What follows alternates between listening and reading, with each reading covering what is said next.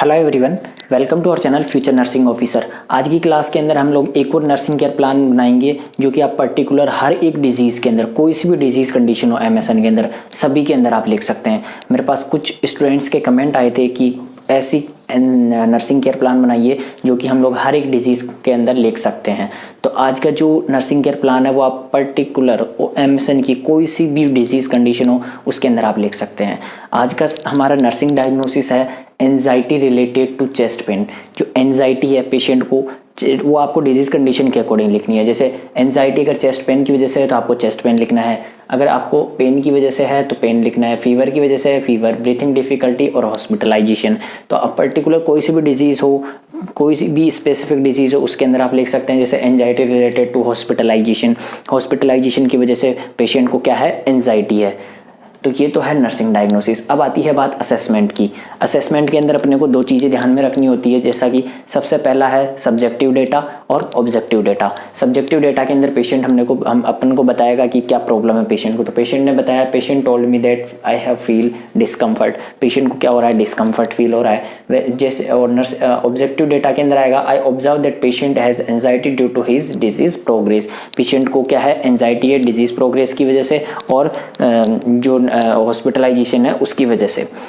उसके बाद आता है जो एंजाइटी है, गोल के अंदर अपने को जैसा लिखना होता है कि गोल के अंदर टू रिड्यूस द एंजाइटी। जो एंजाइटी हो रखी है पेशेंट को, उसको अपने को गोल करना है, अपने को गोल बनाना है कि पेशेंट की एंजाइटी को कैसे रिड्यूस किया जा सकता है। अब आता है उसके बाद प्लानिंग। प्लानिंग से पहले अगर आपने ये जो फॉर्मेट है नर्सिंग केयर प्लान बनाने का, ये अगर आपको नहीं आता है तो उसका लिंक आपको डिस्क्रिप्शन के अंदर दिया हुआ है, तो आप वहाँ से फॉर्मेट वाला वीडियो भी जरूर देखिएगा।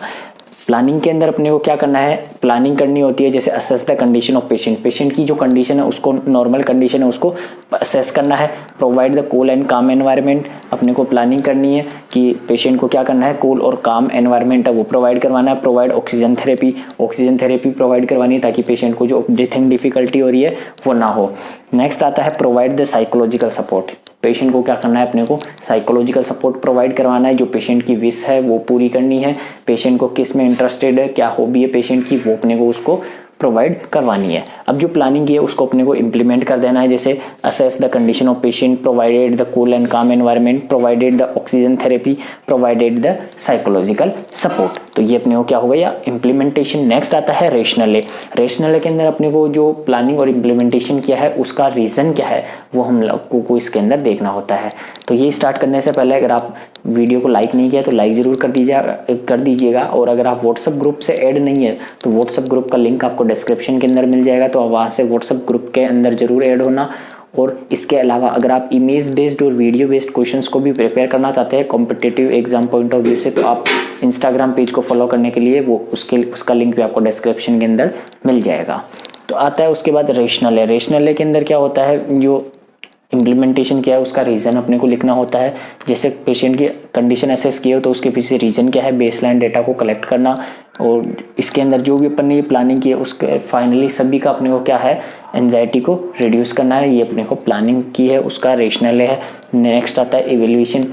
इवेल्युएशन के अंदर क्या होता है कि पेशेंट को जो अपन ने पहले जो पेशेंट की कंडीशन थी उससे बेहतर हुई है या नहीं हुई, वो अपने को इवेल्युएशन के अंदर लिखना होता है कि आपको patient feel better than before. तो ये आज की क्लास थी। आपको और पर्टिकुलर और स्पेसिफिक डिजीज़ का अगर नर्सिंग डायग्नोसिस के ऊपर एनसीपी बनानी नहीं आती है तो आप मुझे कमेंट करके बताइएगा।